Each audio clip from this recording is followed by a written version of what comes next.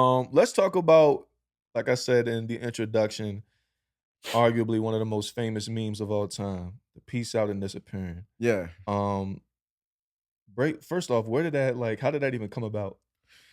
I think that's another one of those things where it's like, and this is why I say you can't miss the moment. Mm, Because honestly, the first disappearing video I did, like I did it with two hands, mm, right? So, and that just it was what it was. And my stuff wasn't even going viral at the time. okay. And then I think I did a couple disappearing videos after. I don't know what made me just change it Mhm. to one hand. Not only that, I wasn't even using the song that I was using. The first song that I thought about using or I had put to it was like Genuine Pony, which Okay. just was not going to, it Yeah, just wasn't the vibe. yeah. And then when I switched to the other song, it just made more sense. And then it's like one of those things, and any creative out there knows what I mean. Like sometimes things just click. Mhm. Like when you see it and you see it put together, you like you can feel it. You like that's it. Yeah. And I think that's another special connection that you have when you create and when you just know. You just know that that's it. And then when I put that out, the first one, then I put like another one out, and I knew it once I edited it that that was perfect, Mhm. regardless if it wasn't going viral or not. And Yeah. then I put out another one, and then I don't think it went viral probably until like the fifth or sixth one, Okay. and then that's when it just took off. And Yeah. then from there, it was like it was up. That's dope that you said it didn't happen to the 5th or 6th one. Yeah. You know, me and I'm pretty sure plenty of other people thinking you just did it one time and boom, but that just goes to show the preparation or the execution that leads Mm-hmm. up the preparation that leads up to the execution, I should Mm-hmm. say. It's not just one boom, we did it.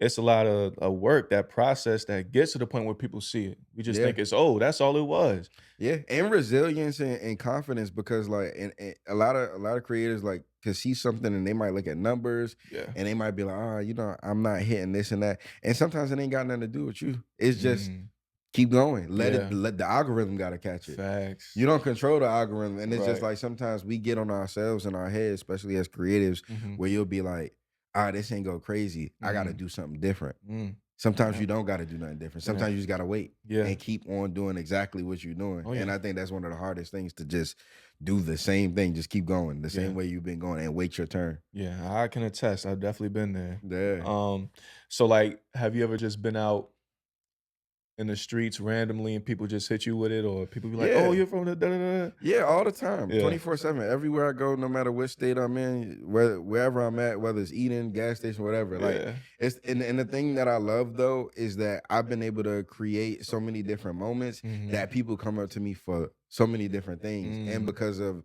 the longevity that I've been doing it, they come up to me for so many different things.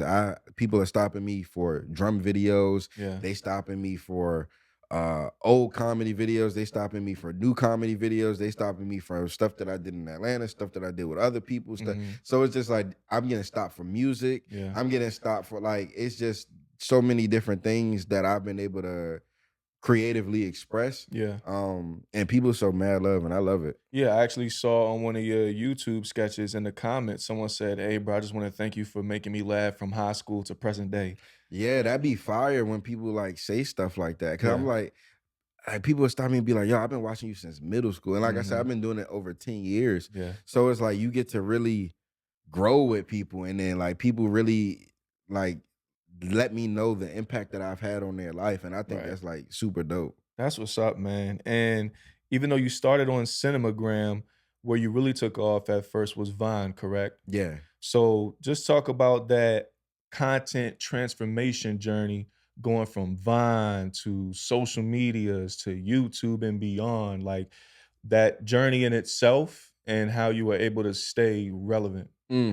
Yeah. So what's funny about that is like Vine had already had its stars. Mhm. Like it's people that was Right. like super famous Yeah. and stuff like that. Shout out King Batch and everybody else, 'cause they was already going crazy. You know what I Mhm. mean? And you had to like we had to like really carve a lane for ourselves. And once Twitter came out with video, like we was just like, man, Vine already got its stars. Yeah. Let's jump on the Twitter. And then Twitter came out with videos and we just started going crazy on there. But we Mhm. was already bubbling on Vine, but it was just seamless because we was one of the first on Twitter, Right. and we was able to have the foresight to be able to look there and be like, how can we get here first? And And I think that was really cool. And then from there, Instagram came out with Mhm. videos. So then we was posting on both platforms. And we was also catering to different social media platforms because Vine had its own like 6 second 6 second piece that you could only use. And then Yeah. Twitter had 15 seconds, and then Mhm. Instagram had 15 or 20 seconds. So it's just Yeah. like you kind of had to mesh it within each platform and see Yeah. how it worked. Or you have to edit it differently for each platform, Right. whichever made sense. So it was just going into that and being willing to put the work in, and not giving up on ourselves, even in the sense of like, we doing all right on Vine, but not where we want to be at. Mhm. Um, let's try Twitter. You know what I mean? And just Yeah. saying again, goes back to what I just said. There's nothing wrong with us. You just Right. gotta wait. You Mm. know what I mean? And that's exactly what we did, and waiting and then transferring from Twitter and Instagram and then going on to YouTube and everything Mhm. like that. That was also seamless because people had already known us for posting. So Right. honestly, a lot of people, I didn't have a YouTube channel for a long time, and people was like kind of begging me to make one Mm. because I was only posting my stuff on like Instagram and Twitter at that point, and then I Yeah. had got off of Vine. And I was like, they wanted a place where they could see all my videos. Right. And I was just like, all right, man, I'll just make a YouTube and then upload everything on there. Mhm. And then that's when I started doing that. And yeah, it was just going crazy since then. So YouTube is different because you Yeah. have minutes, possibly even Yeah. hours. You have a longer time, and Yeah. it's landscape as opposed to, or I'm sorry, portrait as opposed to landscape as far as the frame setup. So, what was that like transitioning to YouTube? Because I'm pretty sure it unlocked more creative features of yours. Yeah, because then you start thinking about things differently. Like you're not limited to 30 seconds. You're Right. like, I mean, you have 30 seconds, and that's the timing that we was uploading because that's what the internet was kind of used to. Mhm. But then once you start like expanding more, and you're like, okay, well, I could do a minute, I Right. could do a minute and a half, Right. I could do 2 minutes, and then you just able to start unlocking more storytelling. Yeah. You start paying attention to things differently because, like you said, landscape versus portrait, you're looking at something in a 9 by 16 versus 16 by 9. Mhm. So you start paying attention to framing more, Mm. and then paying attention to what's really inside the scene. What do you want to be seen? What framing, composition of shots, and things like that. Yeah. And honestly, like my stuff was shot terribly back then, but it goes back to the point of you can't miss the moment because it worked. Yeah. It So what do worked. you think challenge as a content creator, as a sketch creator, which would you say challenges your creativity more? Having those 30 seconds in portrait form on social media or having a longer time to work with in landscape on YouTube?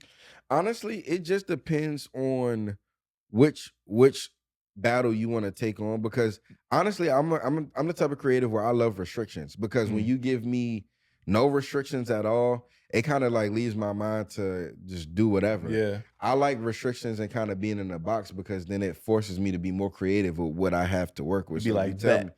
yeah, yeah, if you Yeah. give me some kind of restraint, like you got 30 seconds only, Hmm. then it's just like your mind got to think of how to make this 30 seconds worth it. I don't now you don't have 30 seconds to waste Right. versus like and you don't have to look at it like this, but it could be looked at this way in a longer form content. If you're Hmm. shooting something for 30 minutes, you got 30 seconds to waste. You Yeah. got filler Right. scenes and this and that. Just like Yeah. if you're watching a TV show, they got filler episodes where it's just like, it don't really move the story forward. It's just kind of there Yeah. just to be there. But if you got 30 seconds, you can't waste 5 or 10. Facts. It's Not it's even tight. one. Yeah. And I realized that because, like you said, you have filler time. Like with this podcast episode, I'm gonna upload it, cut between scenes, and that's that. Hmm. You know what I mean? As opposed to when I make reels for my podcast, I keep everything. I like to do a minute, but I have a minute and a half if the story really holds to be that long. Yeah. But nonetheless, I make it like you said, because you're like, okay, bet I got that time frame. I will take out a second, literally, if it's wasted. If it's something that I think was good, I'm like, all right, that was kind of good. But I was like, I can't be selfish.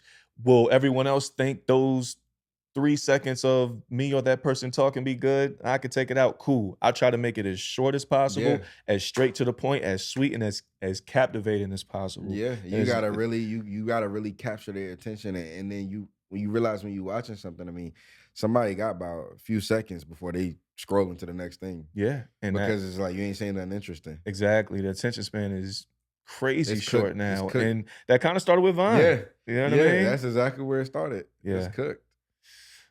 You said how well, first off, you and your team were able to be successful and funny and entertaining each level, Vine, Twitter, IG, YouTube. And I know you Mhm. said it doesn't really matter on y'all. I mean, at the end of the day, you do gotta be funny. You do gotta be entertaining. Mhm. So what were some key factors that kept you and your team relevant as far as being funny and entertaining throughout the years, throughout the different platforms? Because that's very impressive and hard to do. I think for one, it's just having a team. Mm, That's one of the biggest ones because now you got 3 people. yeah. And like you're afforded breaks that somebody with one person might not be afforded. So let's Mhm. say if me and you are on a team, we creating sketches together, and you get to a point where you like, man, I'm really going through it this month. I don't really feel like Right. recording. I'm still holding it down. Mm. You get what I'm saying? And Yeah. I represent us both. So whether Yeah. you was dropping or not, they still seeing me, and you might be in my stuff. Mhm. You just don't feel like recording your own Right. stuff It's right not as now. much energy as Yeah, you're yeah, putting yeah. So out. you could just kind of follow my direction because you could just show up and I got you. You know what I'm Yeah. saying? And when I'm putting my stuff out, it's all good. And then I might have a month where I'm doing the same thing, and now you gotta hold me down. You know what I Mm. mean? Because I don't Yeah. really feel like it. I'm not in that kind of place right now. And then I just jump in your stuff. So it's like that kind of thing Yeah. where it's like I think just having a team Mhm. is like a clutch thing to be able to come back to. Not only that, but having 3 brains be able to bounce ideas around Right. and just, well, what do you think about this? And somebody add a little piece to it, and Yeah. they're like, oh yeah, and then you could. And then somebody else they start laughing, and they're like, oh yeah, and then you could, and then you know what I'm saying? It just starts building from there. You get the story blocks of what exactly it is that you want to create, and then also the people that you surround yourself with, Mhm. that makes the biggest difference. Mm. Just because you gotta be around people that's like willing to put the work in, Mm. and let's not just talk about it because we having these great ideas. Let's execute now. Right. And so I think that was like those things were some of the biggest things that like kept us relevant for that long of a period of time, working together, working by ourselves, but coming back together and bringing other assets back to the table and being Yeah. able to just trade off and do that kind of thing with one another. I think that was like a big piece on top of the consistency. That's what's up, man. That's a beautiful thing. That's a beautiful thing. So today, especially, everybody's a content Yeah, creator. yeah, yeah. Everyone does skits, does sketches. So we know what has kept you and your team successful and the ingredients for staying relevant with it. What are some areas of improvement you see amongst a group of content creators, specifically ones that do skits today, that you're like, that's keeping them from elevating or taking it to the next level? Honestly, money. Even though it's a good motivator, money is a good motivator, but I tell people like when they're starting, it's cool for money, I guess, to keep you going. Mhm. But starting, I don't think that it's a good thing to start for the reason of money. Only because it's just like if there's no money in the beginning, you're gonna what? You're gonna quit. So You're gonna just yeah, be like, yeah. it's a lot of time you invest in, it's a lot of energy you putting into something, and then you're gonna be like, you're gonna come home and be like, man, I just did an 8-hour shift working, Yeah. and then now I'm supposed to do what? Put 4 hours into this too. Mhm. I got paid from work. Now I'm trying to chill and decompress. You know what Mm. I mean? So it's just like money is at the top of a lot of people's mind and a lot of Yeah. content creators' mind. So I think that's one of the things that like hold them back. If they could just eliminate that and more so think from a place of what do I want to put out Mhm. and just keep it pure in Yeah. that way and just let everything else come, because if you creating from I think a place of purity, everything else kind of just like it fall in line. Yeah. It kind of just falls in. It seems to be that way, like, once you stop being pressed about something, that's when it finds you. Yeah. And one of my favorite songs by Fab is "For the Love." He said, "Would you do it for the love?" Hmm. You know what I mean? They have I forget, is it the 4 agreements or is it the 7 agreements? I forget which book, but they have something that's called like the law of least effort, pretty much the path of least effort, where it's just like you just chill out. You know what I'm saying? Take all Mm. the pressure off and just chill out and just put it out. And when you're just putting stuff out and like I said, creating from a place of purity, I feel like you get rewarded for that. Like you Mm. you don't have all of that extra pressure, and people can see that. Yeah. People can see that, especially like doing what we do. You on camera, Like they gotta see your facial expressions, your tone of your voice. So it's like you, nigga, we see if you stressing on camera. You Right. know what I Nah, mean? for real. So it's Yeah. just like Yeah.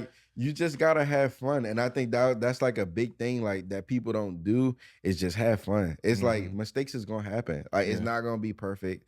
You gonna mess this up. You're gonna mess up, but you Yeah. didn't miss the moment. And that's what Right. I keep saying. Like you just don't miss the moment. Have fun. That's huge, bro. And yeah, the instant gratification that everyone's chasing Yeah. as well, whether it's money or attention, Mhm. followers, Followers. you know what I mean? People just want it now. And when they don't get it now, they stop. By the way, people ask me, "Hey, can you shout me out?" I say no. Why? Because it's just like you're not ready for a shout out. When we Mm. talk about preparation, Yeah. it's just like you get a shout out and people come to your page, then what? Mm.